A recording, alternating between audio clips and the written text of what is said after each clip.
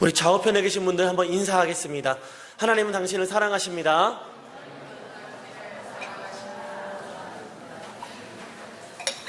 음. 2017년이 지나간 지가 벌써 닷새가 지났습니다. 여러분 체감하십니까? 5일이 지났습니다. 퍼센테이지로 1.5% 정도 지났습니다. 너무 별로 지나지 않았네 라고 느껴지시는 분들은 나이가 젊으신 겁니다. 벌써 닷새가 지났습니다. 벌써 지나가 버린 것들을 우리가 되돌이킬 수 없음 때문에 사실은 이 시간이 지나가는 것이 아깝게 느껴지기도 하고요, 그때 참 하지 못한 것에 대한 아쉬움이 남기 때문에 지나간 것을 추억하게 되기도 합니다. 여러분과 제가 이제 함께 한 게 1년이 지났습니다. 이거는 체감하십니까? 제가 2016년 12월 14일 날 쿠웨이트 입국해갖고 그날 바로 이제 그날 그 주간에 예배를 드렸었는데 1년이 벌써 지났다라는 거죠. 넘었어요. 이거는 어떻게 체감하십니까? 1년이 금방 지나갔다라는 것. 네. 잘못 질문한 것 같습니다. 시간이 참 빨리 갑니다. 참 빨리 가는데 이 시간을 덧없이 흘러가는 시간을 우리는 누구도 잡을 수가 없습니다. 그리스 신화에요, 그 제우스의 아들 중에 카이로스라는 신이 있습니다. 이 신은 기회의 신이라고 이름 붙어져 있습니다. 근데 이 카이로스의 모습이 굉장히 특이합니다. 옷은 벌거벗고 있고요, 머리는요 반반입니다. 앞에는 머리가 풍성하고 여기는요 뒷머리는 민머리라는 거, 머리가 없다라는 거죠. 그리고 등에는 큰 날개가 있고 발목에도 날개가 달려 있습니다. 왜 이런 모습, 이런 기이한 모습을 가지고 있는가 했더니 누구든지 기회가 오는 것을 잘 발견할 수 있도록 벌거벗고 있다는 거죠. 그리고 기회가 왔을 때 잘 잡을 수 있도록 이 앞머리가 풍성하다는 겁니다. 그러니까 뒷머리가 없다는 것은 기회가 지나갈 때 잡을 수 없다라는 것을 의미한다는 거죠. 날개가 있다는 것은 그 기회가 오는 것은 이게 우리가 발견할 수 있으나 금방 찰나에 지나가기 때문에 우리가 기회를 기다렸다가 오는 것을 때에 잡지 못하면은 우리는 누구도 기회를 잡을 수 없다라는 것을 의미하기 때문에 그 기회의 신 카이로스의 모습이 그와 같다라고 말을 하더라고요. 우리가 여기서 주목해야 될 것은 그의 이름입니다. 그의 이름 카이로스는 성경에서도 시간이라는 의미로 쓰이는 헬라어 단어라는 거죠. 성경에서 시간이라는 단어를 쓸 때 두 가지 단어를 씁니다. 하나는 크로노스고 하나는 이 카이로스라는 겁니다.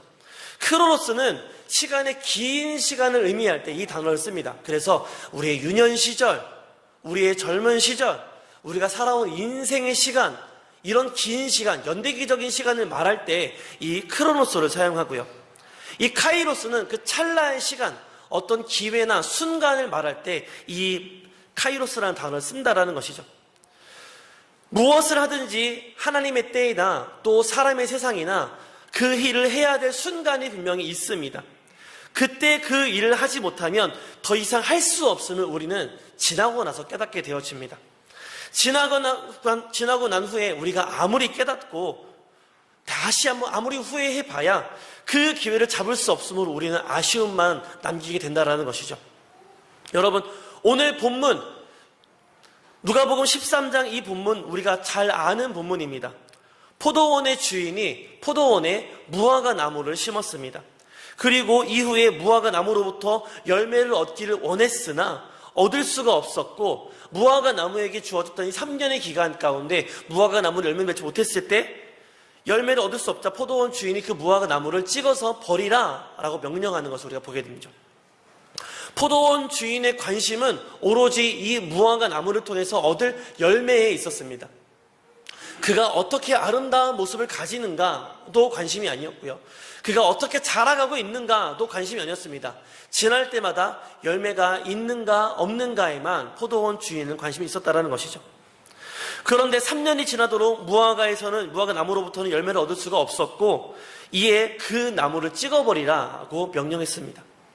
좀 다른 이야기이지만 예수님도 무화과의 그 잎사귀가 풍성한 것을 보시고 열매를 얻을 수 있을까 하여서 가까이 가갔다가 열매가 없음을 보시고 그 나무를 저주하게 되죠. 그 나무가 그 시로 말라 죽은 사건을 우리는 알고 있습니다.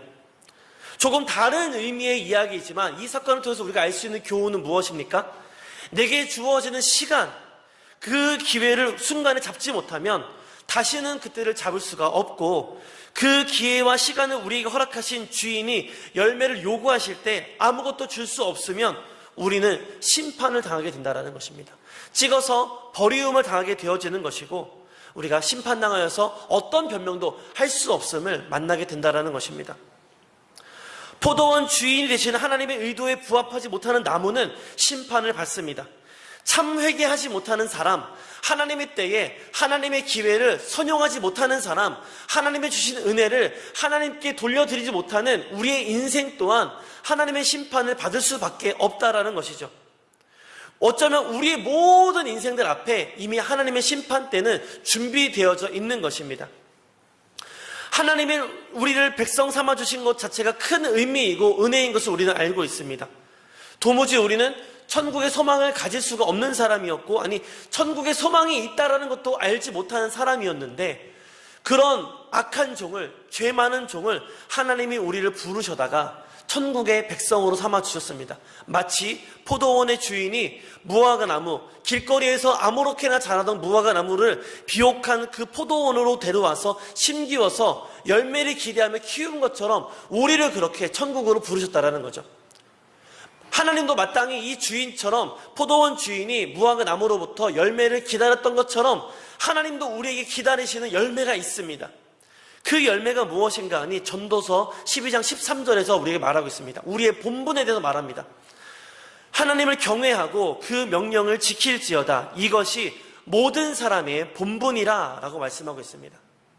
우리가 이 세상을 살아가면서 주님께 드려야 될 우리의 본분, 우리의 열매는 무엇이냐면 하나님을 경외함으로 얻게 되는 열매, 그 명령을 지킴으로 얻어지는 열매가 하나님께 드릴 열매라는 것이죠. 이것이 우리의 존재의 목적이고 하나님이 기대하시는 우리 삶의 열매라는 것입니다. 그런데 오늘 6절을 보세요. 무화과 나무를 심었는데 그렇게 열매를 기대하고 있는데 무화과 나무에 문제가 있지요. 6절 하반절을 보시면 와서 그 열매를 구하였으나 얻지 못한지라. 열매를 기대하는데 열매를 맺지 못하는 겁니다. 그저 주는 밥 먹고 자라나고 잎은 나는데 열매는 없는 겁니다. 관상용으로 심은 게 아니라는 거죠. 우리가 나무를 심을 때, 우리가 꽃을 키울 때 그것들은 관상용입니다. 보기 위해서 분재하시는 분들 혹시 아실 거예요. 애지중지 키우는 이유는 내가 보고 아름다움을 느끼기 위해서, 만족감을 느끼기 위해서라는 거죠. 그렇기 때문에 분재나 꽃은 아름다움을 유지하면 되는 겁니다. 잘 자라주면 되는 거예요. 그런데 오늘 여기 있는 무화과 나무는 관상용이 아니라는 겁니다. 열매를 기대하고 있다는 것이죠. 제가 이전 교회에 사역할 때, 제가 처음 그 교회에 부임했을 때는 교회가 이제 입당한 지 얼마 안 된, 이제 막 조경도 하고 있고요, 공사적인 부분도 있는 그런 교회였습니다. 한 1년쯤 지났을 때 계단 밑에 이제 화단을 새로 꾸몄는데, 어떤 성도인지 누구인지 모르겠지만 어떤 분께서 무화과 나무 2그루를 가져다가 그 화단에 심으셨어요. 키는 한 제 허리춤보다 조금 높은 요 정도 키. 그런데 분명히 그때 심겼을 때는 무화과가 몇 개 달려 있었습니다. 그런데 내가 이제 사람도 없을 때 그걸 따서 먹으려고 제가 노렸는데 다음날 가니까 아무것도 없더라고요. 그래도 열매를 내가 맺은 걸 봤으니 내년에도 열매를 맺겠구나 싶어서 기대했습니다. 제가 그 교회에서 5년을 사역했거든요. 그 다음에 열매 맺지 않더라고요. 그 다음 해에도 열매 맺지 않더라고요. 그 다음 해에도 제가 여기 이제 사임하는 그 해에 비로소 이제 2개가 열렸습니다. 이제 내 거다. 못 먹었어요. 내 거다 하는 순간 땄었어야 되는데 덜 익었는데 따면 안 되겠지 놔뒀더니 누가 땄더라고요. 이 나무를 계속 보아오는데 팔레스타인 지역에 이제 크게 무화과 나무 자란 나무는 얼마나 크고 아름다운, 저는 보지 못해도 모르겠지만 열매를 맺지 못하는 무화과 나무는요 참 볼품 없었습니다. 가지도 앙상하고요, 잎이 그렇게 무성하게 달리는 나무가 아니었어요. 열매가 없으면 이 나무는 그 관상용으로도 쓸 데가 없고요, 참 여기 왜 있나 싶은 그런 나무라는 거죠. 차라리 이렇게 열매 안 맺을 것 같으면 이 나무 뽑아다가 그 자리에다가 예쁜 나무들, 꽃나무들 심어서 성도들이 더 예쁜 거 봤으면 좋겠는데 참 보기 거시기 하더라고요. 오늘 본문 포도원의 주인도 무화과 나무에게 바라는 것은 저와 같았을 겁니다. 열매를 기다렸습니다. 내가 심은 나무가 그동안 얼마나 멋있어졌나 이런 거 원하지 않았다라는 것이죠. 얼마나 잎이 무성했나 기대하지 않는 겁니다. 잎은 안 나도 돼요. 열매만 나오면 되는 겁니다. 오직 열매를 찾는데, 열매를 기다리는데 열매가 나지 않는 것입니다. 여러분, 2017년 한 해를 한번 돌아보시기를 바랍니다. 여러분이 하나님께 열매라고 드렸던 것들 어떤 것이 있나 한번 생각해 보시길 바라요. 정말 그것이 하나님이 기다리셨던, 하나님이 기대하셨던 열매인가 우리는 한번 다시 생각해 볼 필요가 있습니다. 어떤 것들은 하나님이 기뻐하시는 것일 수도 있겠지만 어떤 것들은 아니라는 거죠.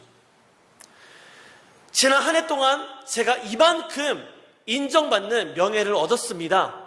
이것이 하나님이 기대하시는 열매이겠습니까? 내가 이만큼 더 많은 영봉을 받게 되었습니다.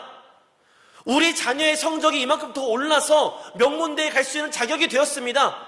점점 우리 자녀가 초청장을 받고 있습니다. 이것이 주님 기다리시는 열매입니까? 내가 이만큼 건강한 육체를 얻었습니다. 내가 이렇게 아름다운 외모를 얻었습니다. 이것이 하나님이 기다리신 열매입니까? 우리가 감사할 조건은 되는데 하나님이 기다리신 열매는 이런 것들이 아니라는 거죠. 하나님을 경외하는 것과 내 연봉이 오른 것이 무슨 관계가 있습니까? 우리의 자녀가 형통한 것과 내가 세상에서 인정받는 것과 말씀 앞에 순종하는 것이 무슨 관계가 있습니까? 아무 관계가 없다는 것이죠. 우리가 하나님께 이것을 열매라고 드리는 것은 하나님 열매를 기다리시는 하나님께 내 잎의 무성함을 보여주는 것과 똑같다라는 것이죠. 하나님의 기대에 미치지 못하는 무화과 나무의 모습을 내가 하나님께 보여드렸다는 것입니다. 만약 이와 같은 것을 열매라고 드린다면 우리는 절대로 잘못 생각하고 있는 것입니다. 하나님은 열매를 원하시는데 우리는 잎의 무성함을 드린 것과 같은 거라는 거죠. 우리의 열매가 이것뿐이라면 우리는 그 하나님의 심판을 피할 수가 없습니다. 우리가 이와 같은 것으로 하나님께 드리고만 있다면 하나님은 우리를 향하여서 찍어서 내버리라 라고 말씀할 수밖에 없다라는 것이죠. 여러분, 이 늘어난 재물, 늘어난 연봉이 하나님께 드려질 열매가 되기 위하여서는 이것을 통해 하나님 이 늘어난 연봉을 통해 주님의 나라와 영광을 위해서 내가 더 이만큼 헌신할 수 있었고 말씀 앞에 순종할 수 있었고 주님께 영광을 돌릴 수 있었습니다. 여기까지 가야만 이것이 하나님이 기뻐하시는 열매가 될 수 있는 겁니다. 우리 자녀가 좋은 대학, 좋은 성적 아무리 얻으면 뭐합니까? 그 아이가 예수 그리스도를 몰라요. 예배할 줄도 모르고 기도할 줄도 모릅니다. 그거는 영광되지 않습니다. 하나님 기뻐하시지 않습니다. 명문대 100번 가면 뭐합니까? 예수를 모르는데. 그런데 이 아이가 성적은 모르겠는데 학교를 가더라도 기도하고 어디를 가더라도 예수 그리스도 복음을 증거하고 하나님을 자랑스러워하는 아이입니다. 그러면 내 자녀의 형통함은 하나님께 귀한 열매가 되는 것입니다. 여러분, 우리는 이와 같은 열매를 하나님께 드릴 수 있어야 됩니다. 우리가 비록 성장한 것이 없어요. 내가 오히려 잃어버렸습니다. 하나님을 경외하는 삶을 살아가는데 내가 너무나 많은 핍박을 당함으로 내가 오히려 손해를 받습니다. 하나님은 그것도 열매로 받으신다라는 거죠. 내가 더 아픔을 누렸습니다. 내가 상처투성이가 되었습니다. 하나님을 경외하기 때문에 말씀에 순종했기 때문에 내 마음이 너덜너덜해졌습니다. 내 마음은 슬픔이 가득합니다. 그런데 그것도 하나님 열매로 받으신다라는 거죠. 왜입니까? 우리의 삶의 본질, 본분, 내가 하나님을 경외하고 말씀에 순종하기 위한, 말씀을 지키기 위한 삶을 살다가 내가 손해보았고 잃었고 내가 낙심했기 때문에 그것 또한 하나님은 열매로 받으신다라는 거죠. 기준이 세상과 하나님이 다른 겁니다. 세상은 높은 자리에 있어야만, 누군가를 밟고 올라서야만 그것이 성공이다라고 말을 하지만 하나님은 그게 아니라는 거죠. 네가 하나님을 경외하다가 나를 신뢰하다가 실패해도 나는 그걸 열매로 받아준다라는 거죠. 이거 받다가 말씀에 순종하다가 얻은 성공도 하나님 열매로 받으신 것 같은 겁니다. 여러분, 우리의 마음 중심에 하나님을 경외하는 것이 하나님께 드린 열매를 만드는 귀한 방법인 것을 깨달아 아시는 귀한 시간이 되었으면 좋겠습니다. 사랑하는 성도 여러분, 우리를 이 땅에 보내시고 자녀 삼아주신 우리 주인이신 하나님은 하나님의 때에 우리에게 열매를 찾으실 것입니다. 그때가 언제인지 우리는 알 수가 없어요. 내일일 수도 있고요, 오늘 저녁일 수도 있습니다. 올해 마지막 12월 달이 될 수도 있겠죠. 하지만 분명한 것은 하나님이 정한 기한과 때가 있음을 기억해야 됩니다. 이 때가 지나서 아무리 후회해봐야, 하나님 내가 이제 하려고 했습니다 해봐야 소용없다라는 것이죠. 무화과 나무에게는 3년이라는 정한 때가 있었습니다. 3년이라는 시간이 무슨 의미가 있다기보다는 무화과 나무가 포도원에 적응하고 열매를 맺을 수 있는 충분한 기간이 되었을 거라는 거죠. 과실수는요, 잘 열매를 맺던 나무일지라도 있던 자리에서 옮겨서 다른 곳으로 가면은 열매가 맺지 않을 수도 있다고 합니다.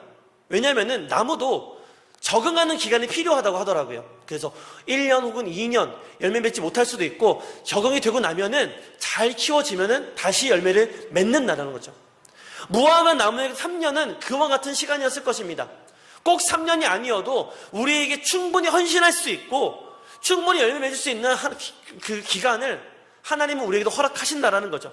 하지만 우리가 그 기간 가운데 열매를 맺지 못하면 하나님 분명히 책임을 물으신다라는 거죠. 열매 내놓아라.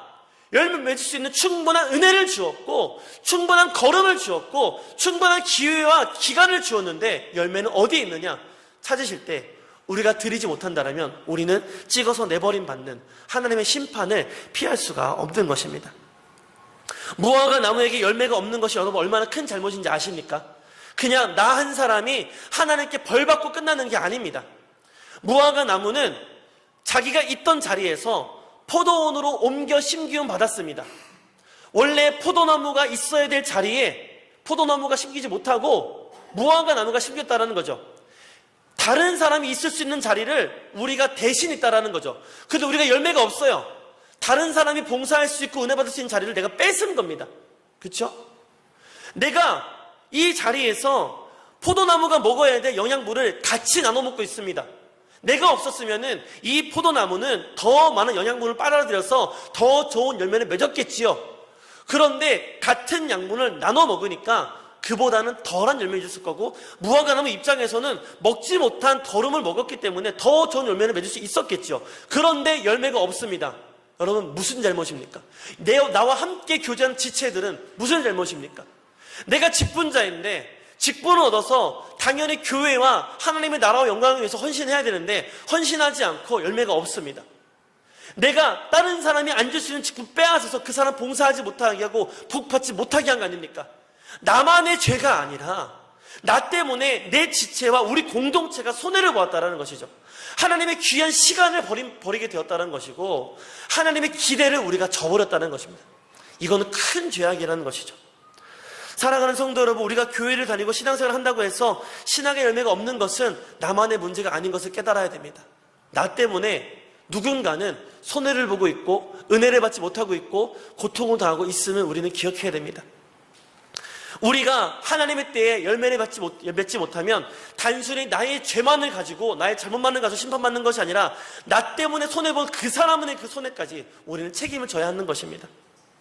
하나님은 우리 모두에게 동일하게 공평하게 기회와 시간을 허락하십니다. 돌이켜 회개할 수 있는 기회도 넉넉하게 주십니다. 일하고 충성할 수 있는 기회도 주시고 봉사할 수 있는 기회도 허락하십니다. 그런데 그런 기회가 주어졌을 때 잡지 못하고 아닙니다라고 밀어버리고 그래놓고선 하나님 열매 달라 할 때 내놓지 못하면은 우리가 어떤 것으로도 피할 수가 없는 것이죠. 마침내 주인의 명령이 우리에게 떨어졌습니다. 찍어 내어버리라. 우리도 열매 맺지 못하면 찍어 내버리라 라는 하나님의 심판을 우리가 들을 수밖에 없습니다. 어쩌면 작년을 보았을 때 우리의 삶은 벌써 찍어서 내버림 받아야 됐을 사람인지도 모릅니다. 그런데 우리는 오늘도 새날을 허락받았습니다. 새해를 선물로 허락받았어요. 도대체 무슨 연유 때문에 내가 찍어 버림받아도 마땅한 인생을 살았음에도 불구하고 우리에게 새날을 허락하시고 새해가 주어진 겁니까? 바로 포도원 지기가 되시는 예수님 때문에 그렇다라는 것이죠. 찍어버리라는 주인의 명령 앞에 포도원 지기 되시는 예수님이 우리를 향하여서 이렇게 말씀하십니다. 주인이여 금년에도 그대로 두소서. 여러분, 이 말에 담겨있는 그 예수님의 그 간절한 사랑을 우리는 깨달아야 됩니다. 주인이여 금년에도 그대로 두어서 내가 두루 파고 걸음을 주고 이후에 많이 열매를 맺히면 좋거니와 그렇지 않으면 그때 찍어버려도 늦지 않는 것 아닙니까? 하나님 한 해 더 두고 봅시다. 지난해가 너무 힘들지 않았습니까? 이제 좀 할만한데 내가 은혜도 주고 잘 타이르고 말씀도 깨닫게 해서 내가 열매 맺을 수 있도록 돕겠습니다. 그때 가서 심판을 듣지 않습니까? 라고 하나님, 우리 예수님은 우리를 위해 중보하시는 거예요. 공의로우신 하나님께서는 그 심판의 칼날을 우리에게 대시지만 우리의 중보자가 되시는 우리 예수님께서 주인이여 금년에도 그대로 두소서, 내가 돌보겠습니다. 열매 맺으면 되지 않습니까? 라고 우리를 사랑하는 마음으로 우리를 대신해서 간구하고 계신다라는 것이죠. 로마서 8장 26절에 이렇게 기록합니다. 이와 같이 성령도 우리의 연약함을 도우시나니 우리가 마땅히 빌 바를 알지 못하나 오직 성령이 말할 수 없는 탄식으로 우리를 위하여 친히 간구하시느니라. 성령님께서 지금도 우리를 위해 친히 간구하신다는 거예요. 우리는요, 뭐가 잘못되는지 모릅니다. 뭐 열매 다 드렸는데 뭐가 문제야? 당연히 오늘이 있어야 되고 당연히 새해를 내가 누려야 된다고 생각합니다. 이 새날이 내게 당연한 것이라고 우리는 생각합니다. 잘못이 뭐가 있는지를 몰라요. 하나님께 무엇을 구해야 되는지 모릅니다. 당장 우리가 엎드려서 하나님, 내가 잘못했습니다. 열매를 드려야 되는데 엉뚱한 것을 드렸습니다. 제대로 드리겠습니다. 기회를 주십시오. 우리가 기도해야 되는데 우리는 이 기도해야 될 바를 알지 못합니다. 그래서 성령님께서 우리를 대신해서 기도하십니다. 하나님, 저들이 알지 못해서 그렇습니다. 내가 깨닫게 해주겠습니다. 예수님 우리를 대신해 중보하시는 겁니다. 하나님, 아버지, 금년에도 그대로 두시면 내가 잘 돌봐서 열매 맺을 수 있도록 돕겠습니다. 그때 가서 심판을 듣지 않지 않습니까? 한 번 더 기회를 줍시다. 여러분, 우리가 오늘 하루를 선물 받았다라는 것, 새해를 허락받았다라는 것은 이와 같은 우리 예수님의 중보 때문에 우리가 이 새날을 은혜로 허락받은 것을 깨달아 아는 놀라운 은혜가 이 시간에 있었으면 좋겠습니다. 사랑하는 성도 여러분, 지난 한 해를 보내고 이제 새해를 시작하는 이 첫 주입니다. 우리는 이 새해가 매년 주어지는 당연한 것으로 생각하면 절대로 안 됩니다. 우리의 삶을 돌아봤을 때 우리는 벌써 찍어져 버림받아야 되는 삶이었습니다. 그럼에도 불구하고 우리에게 새로운 날이 계속해서 주어진다는 것은 지금도 우리를 사랑하는 마음으로 중보하시는 예수님의 중보 때문인 줄로 믿습니다. 우리와 함께 하시고 우리를 긍휼히 여기시고 우리의 연약함을 도우시는 그 성령님의 그 말할 수 없는 탄식의 기도가 지금도 우리를 새날로 살아가게 하시는 줄로 믿습니다. 이 날을 여러분 어떻게 살아야겠습니까? 우리의 뜻대로, 내가 원하는 대로 살아서는 안 될 것입니다. 하나님이 우리에게 맡기신 그 본분에 따라서 하나님을 경외하고 그 말씀을 지키기 위하여서 우리가 살아가야 할 줄로 믿습니다. 말씀이 밝히 알려주는 것처럼 우리는 이 기회를 놓치면 하나님의 심판을 피할 수 없습니다. 그런데 우리는 이미 많은 기회를 놓쳐왔었고, 그래서 지금 당장이라도 하나님의 심판을 받아도 마땅한 자들이 바로 우리입니다. 그러나 예수님의 간구하심으로 우리가 심판을 계속해서 매일 매 순간마다 유예받고 있다는 것이죠. 하지만 그때가 언제인지, 하나님의 심판의 때가 언제 끝날지, 언제 우리에게 도래될지는 우리는 알 수 없습니다. 그래서 내게 주어진 이 하루, 이 순간을 우리는 감사함으로 오직 주를 위해 살아야 하는 줄로 믿습니다. 하나님이 기대하시는 열매 맺는 삶을 살아야 할 줄로 믿습니다. 열매는 하루아침에 맺어지지가 않습니다. 하루하루 수고하고 노력해야만 열매는 맺을 수가 있습니다. 말씀과 순종이 쌓일 때, 하루하루 순간순간 쌓일 때 서서히 봉오리가 맺히고 꽃이 피고 열매가 맺어지고 자라가는 줄로 믿습니다.